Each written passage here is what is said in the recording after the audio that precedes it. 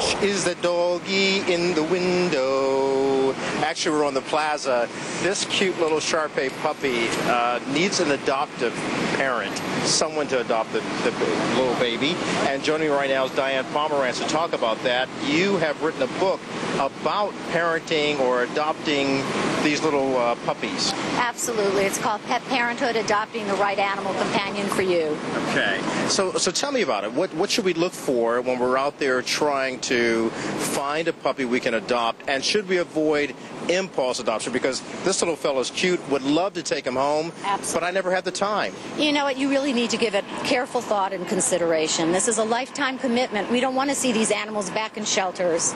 So you want to think beforehand and do some homework. What's your lifestyle like? Do you travel frequently? Are you out of the office frequently? Or do you work at home and you're able to accommodate an animal's needs?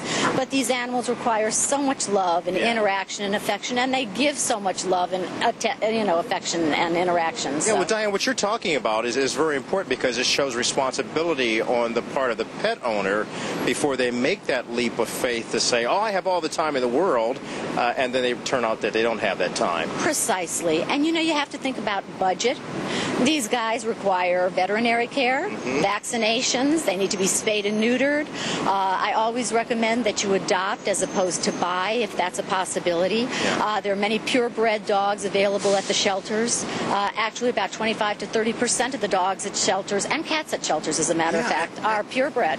Well, so how many are out there? Because look at the puppies we have here now. They're gathered over there. They're having fun. So what else should people look out for? They need to understand that it's a lifetime responsibility and commitment.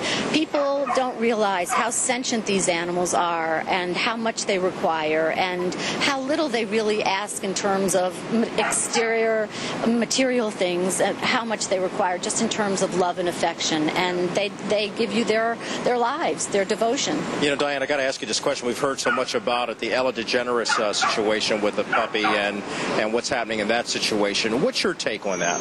I find it very sad for both sides because I work with a lot of rescue organizations. I work with the SPCA of Texas and then Dachshund Rescue of Houston, Alaska Malamute Assistant League, and they have very stringent requirements. They want to make sure that these guys are not returned, and they do a lot of careful pre-checking into these families, and they want to make sure that this is a lifetime situation, that people aren't going to be moving to places that don't allow pets and have to give them up. They want to make sure that the animals are healthy, so they provide them with health care, socialization, so that when you get an animal from a rescue, often it's not so much its history, but its characteristics, and that it will get along with other kids, other animals, if you should have them.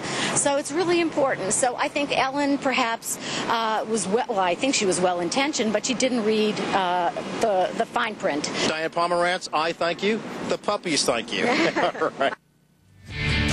Oh, that was beautiful. Dogs. Yes. You're going to have to get one. It's coming. I grew up in the country, but I live in the city. I know, so do I. You can have them in the city. City loves dogs. You've got you have a professional dog walker in your house, your husband. Yes, and right. me. All right. So and I'll help you out. I'll walk your dogs too. You heard it here. I will. You're going to walk. I will. Oh. You don't have to. You don't have to. I'm not going to keep you that promise.